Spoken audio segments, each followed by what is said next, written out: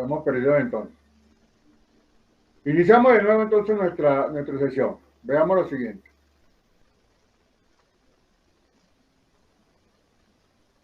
La diapositiva que estamos presentando en este momento se está refiriendo al contenido del curso. Materiales soldables. Y dentro de los materiales soldables, lógicamente, estamos tratando los aceros. Vamos a ver lo que es la parte de introducción, los elementos básicos, tipo de acero, cómo se clasifican de acuerdo al porcentaje de carbón, de acuerdo al porcentaje de los elementos aliantes, cómo están calificados, según el porcentaje de cromo, cómo se clasifican y qué características tienen ellos. Según el porcentaje de carbono y silicio, tenemos los hierros fundidos, es decir, los hierros colados.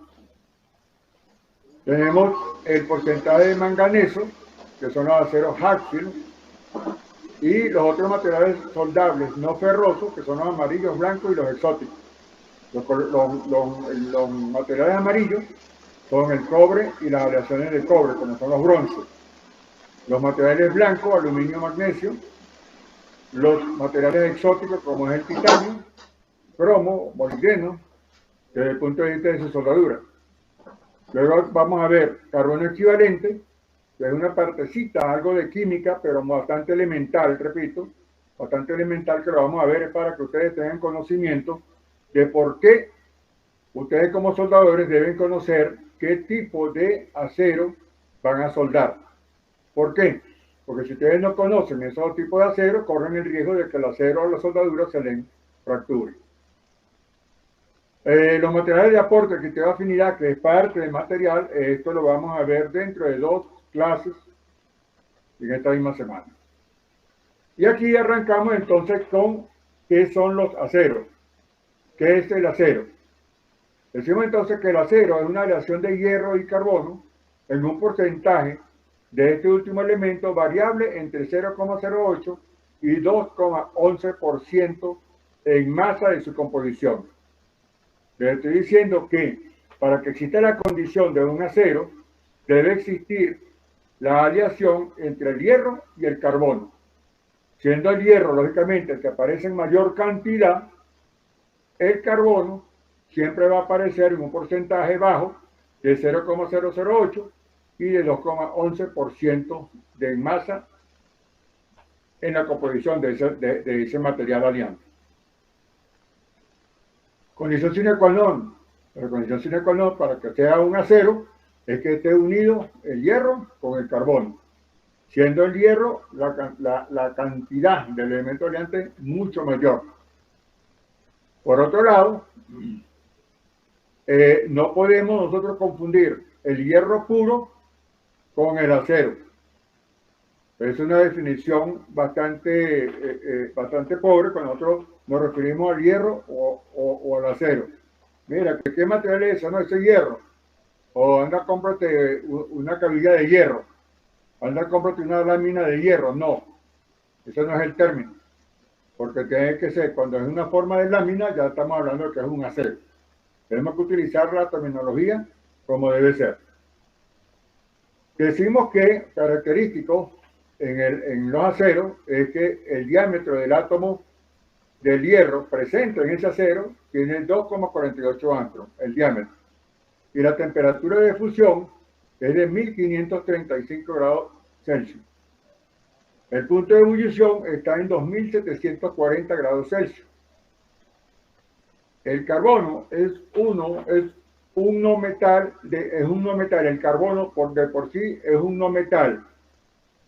De diámetro atómico 1,54. Fíjense ustedes que siendo el hierro el 2,48, el carbón es casi que la mitad del tamaño del hierro.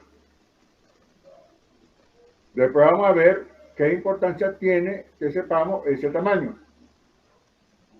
El carbono es blando y frágil.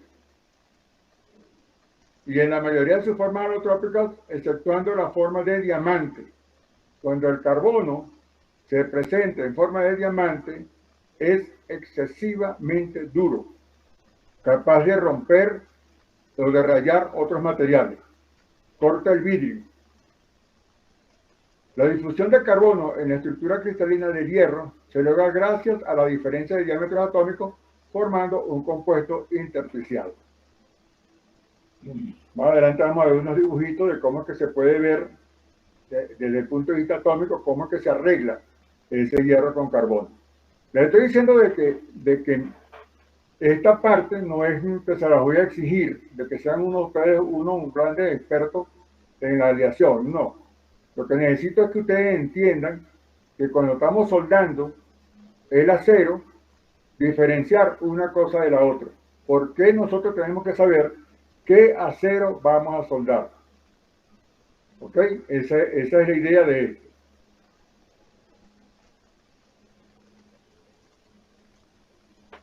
En cuanto a la clasificación de los aceros, en este cuadro, tenemos lo siguiente. Fíjense ustedes que acá tenemos acero, hierro, carbón. Acero, hierro, carbón. Condición, hierro, carbón para que sea un acero. Y luego, vamos a tomar, vamos a estar un poquito el tamaño de esto para yo verlo mejor. Ok.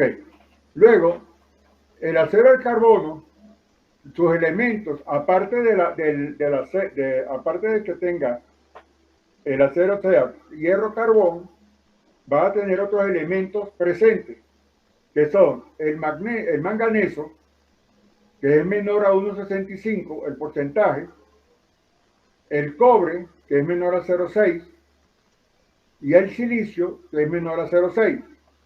Estos elementos que están acá tienen que estar necesariamente en el acero, porque son los que le van a estar dando estabilidad. Y el cobre, que aparte de que actúa como un desoxidante, es un elemento que permite que el acero no se nos oxide excesivamente. Es decir, controlamos la oxidación en la intemperie con la presencia de cobre. Ahora, cuando este cobre está en un porcentaje mayor del 2%, entonces ese acero va a tener características de uso en intemperie, sobre todo en aceros que sean para la fabricación de puentes que no vayan a ser pintados. Repito entonces que aparte de hierro-carbón, tenemos otros elementos aliantes que son manganeso, cobre y silicio. Actualmente se han introducido nuevos aceros que se denominan acero ultra bajo carbón, que son aceros cuyo porcentaje de carbón es de 0,015. 0,015. Recuerden ustedes que estamos diciendo que el mínimo de un acero es 0,008, ya se considera un acero. Pero cuando los mejoramos para los criterios de uso en industria metalmecánica, tenemos entonces acero ultra bajo carbono de 0,015%. Tenemos el extra bajo carbono, que está entre 0,015, pero menor o igual a 0,08. Tenemos el mediano carbón, el bajo carbón, tenemos bajo carbón, cuyo porcentaje estaría mayor de 0,08, pero menor o igual a 0,2. Tenemos entonces el mediano carbono, que va de 0,2 hasta menor o igual a 0,3% de carbón. El alto carbón va a estar mayor de 0,3, pero menor o igual a 4%. Muy alto carbón son aceros que tienen, el carbón está mayor a 4%, pero menor o igual al 5%. Por encima de este 5% ya entramos en otras características del acero. ¿Ve? Ya son otras características del acero. Y ahí vamos a entrar en los hierros colados. Entonces, observen ustedes que en la actualidad tenemos 1, 2, 3, 4, 5 y 6 tipos de aceros al carbono dependiendo del porcentaje de carbono que ellos tengan. Esto es necesario que ustedes lo tengan claro, ¿ok? Esto lo tengan claro. Cuando nosotros tenemos ultra, extra y bajo carbono, vamos a soldar con unas características de material de aporte que son parenterales a ellos. Cuando vamos a soldar mediano, alto y muy alto carbono, entonces estaremos soldando con otros materiales de aporte que tienen características intrínsecas de manera parenteral con estos tres. Entonces ahí se nos dividen los tipos de electrodos que vamos a utilizar. Por lo pronto ahorita ustedes están trabajando con los bajos carbón. ¿Ok?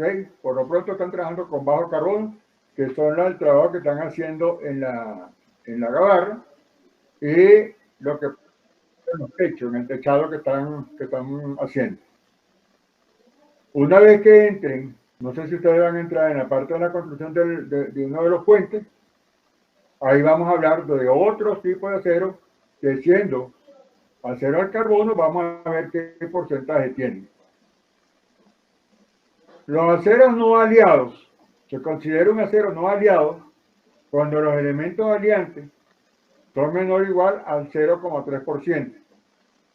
Es decir, la sumatoria de los elementos aliantes debe ser menor al 0,3%.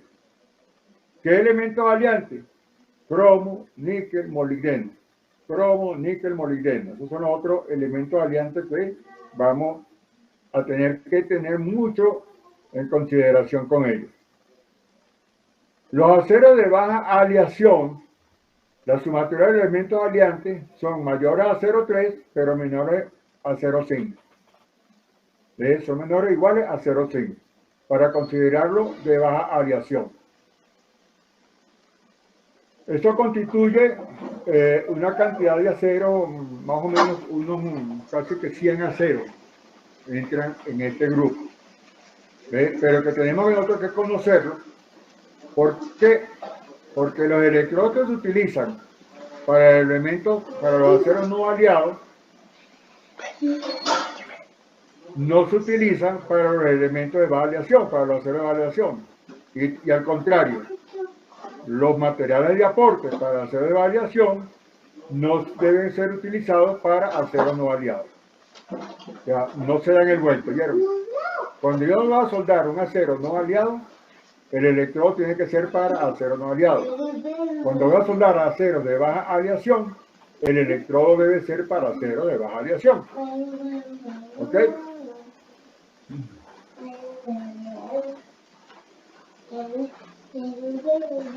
Luego tenemos los aceros de alta aleación, que el porcentaje, ¿verdad?, del elemento aliante que gobierna a los aceros de alta aleación es el cromo. Y eso nos va a dar a nosotros unos aceros conocidos como los aceros inoxidables. Estoy seguro que ustedes los conocen o simplemente lo han escuchado. Pero son aceros inoxidables y eso lo fija el cromo. Ok, y la temperatura de trabajo está menor, aquí hay un rango, falta un rango, menor a 300 grados Celsius hasta 1200 grados Celsius, de contar que no llegue a temperatura de fusión. Por lo tanto, tenemos aceros inoxidables austeníticos, no son aspirables y no magnéticos. No son aspirables o no magnéticos, es decir, son de poca, en el corte, deben ser siempre con cuchilla y no magnéticos. No son atraídos por el imán. Los ferríticos, no magnéticos, no endurecibles y no contienen níquel. Son no magnéticos. no endurecibles y no contienen níquel. Los martensíticos son afilables, es decir, se utilizan para la fabricación de cuchillos. Son magnéticos y se pueden endurecer, bien sea con agua, bien sea con aceite. Los aceros inoxidables dúplex son magnéticos, no son endurecibles, tienen una gran tenacidad en comparación con los ferríticos y son de muy buena soldabilidad. Estos aceros dúplex son una creación inglesa para la fabricación de estructuras en el Atlántico Norte. Ahí es donde nace la necesidad de estos aceros. Hoy día tienen muchas aplicaciones en equipos criogénicos, en equipos, por ejemplo, en equipos refrigeradores de carne, para las carnicerías industriales, se utilizan mucho este tipo de acero dúplex, donde las características de cambio de temperatura, calor-frío, también aplican el acero dúplex. Y tenemos entonces los aceros refractarios. Los aceros refractarios, el cromo es mayor al 10% y las temperaturas de trabajo van muy por encima de los 300 grados Celsius. Entonces, este es el cuadro de cómo nosotros podemos clasificar y agrupar los aceros dependiendo del porcentaje de carbono o dependiendo del porcentaje de elementos aliantes presentes en esos aceros.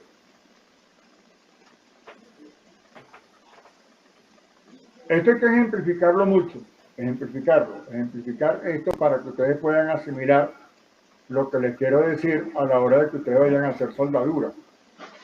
Porque en la medida en que ustedes se vayan especializando más en las tareas de soldadura, ustedes van a ir viendo esto y se van a ir familiarizando tanto que van a saber reconocer cómo se trabaja con estos aceros. Sobre todo aquellos que tengan oportunidad de entrar a trabajar en la refinería se van a encontrar con toda esta cantidad de acero. Las refinerías siempre son una grande escuela. Y aquellas que tengan la oportunidad de trabajar o de entrar a trabajar en los centrales azucareros, en las canteras, cementeras, las canteras que son las caleras, extractores de arena, todo lo que tenga que ver con tierra, la minería, por ejemplo, ahí se van a familiarizar mucho con diferentes tipos de acero, con diferentes tipos de materiales de aporte y se van especializando en los procesos de soldadura. Recuerden ustedes que la soldadura no es solamente,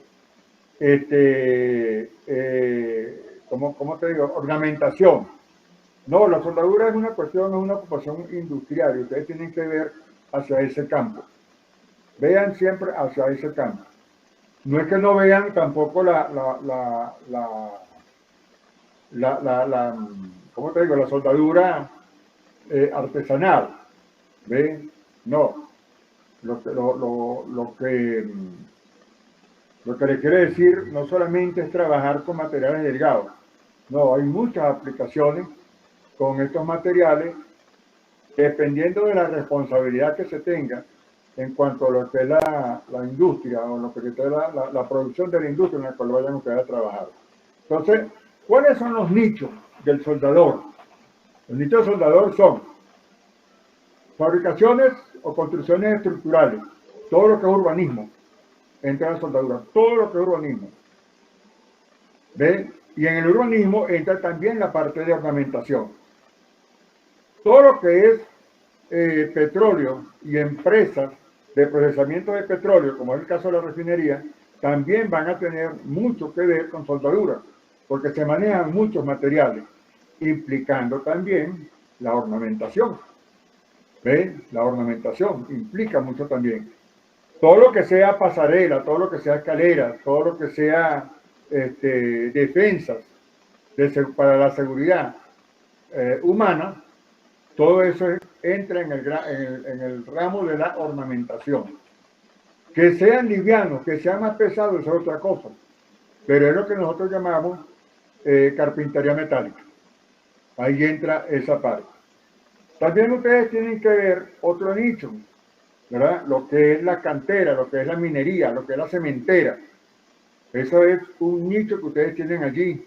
Tienen mucha oportunidad de trabajar en lo que es minería. Tienen mucho que trabajar en lo que es la parte de cementeras. Mucho, mucho, mucho. ¿Ve? Son empresas que siempre están requiriendo el servicio de soldadores. Otro nicho, los centrales azucareros. No sé en este momento si en Esmeralda exista algún central azucarero, pero los centrales azucareros en Ecuador requieren de mucha mano de obra de soldadores. Mucho, mucho. Otro nicho que ustedes pueden tener es en la parte de construcción, en lo que es la parte de construcción civil, la fabricación de puentes. La fabricación de los puentes. Ese es otro nicho que ustedes tienen. Fabricar puentes, conocer la fabricación de los puentes. Las grandes responsabilidades que tienen los puentes, y ustedes tienen muchas oportunidades de entrar allí.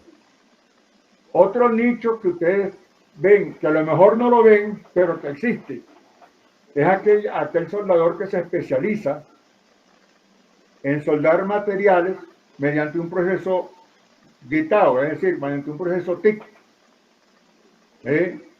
Y es atacar lo que son las clínicas y hospitales.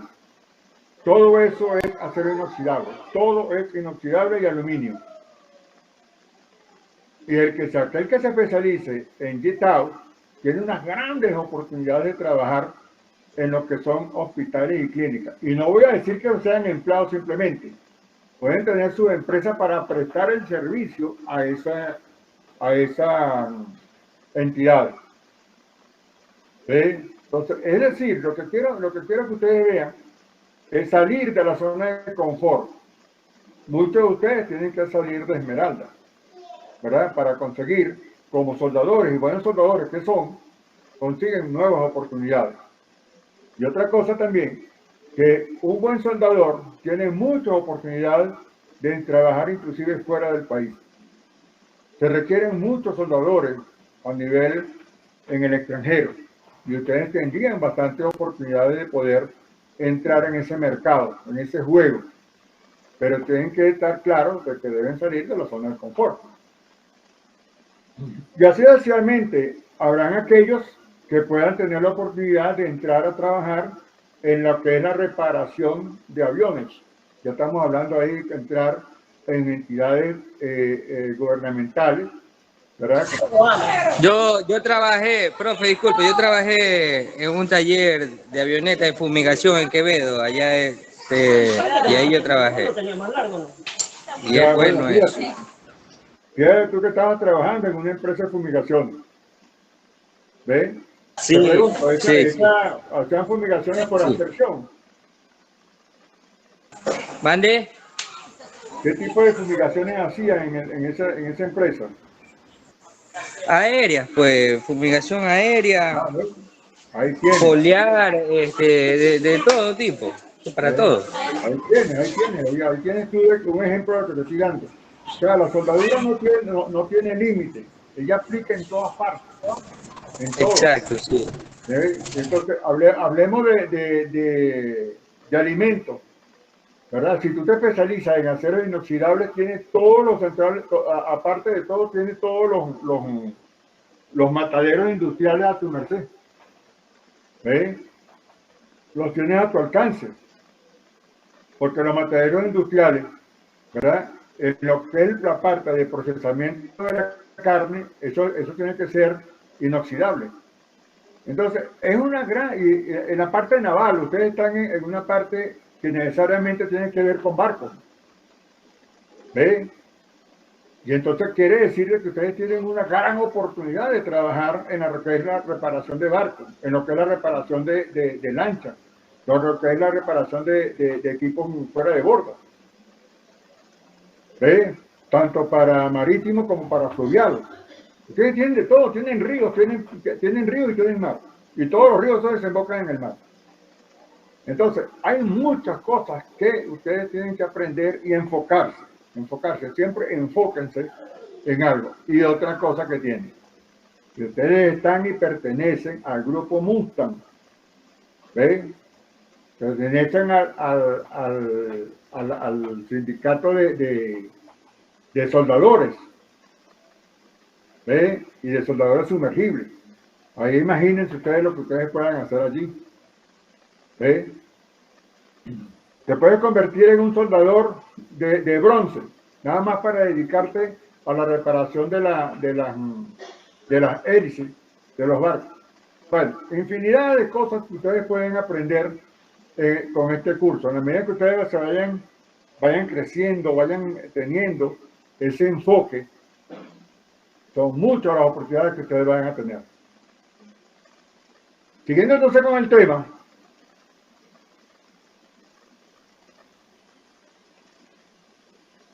de acuerdo al porcentaje de manganeso, déjenme revisar aquí, de acuerdo al porcentaje de manganeso, el manganeso es un elemento metálico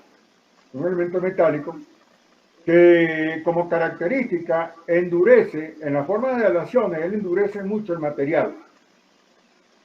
Y ese endurecimiento son lo que nosotros vamos a llamar acero Hatfield. Hatfield es un nombre propio, ese es el nombre de la persona que hizo la aleación, ¿ve? Que descubrió la aleación, Hatfield. Y ese es un acero que tiene mucho que ver para elementos de carga móvil, es ese acero.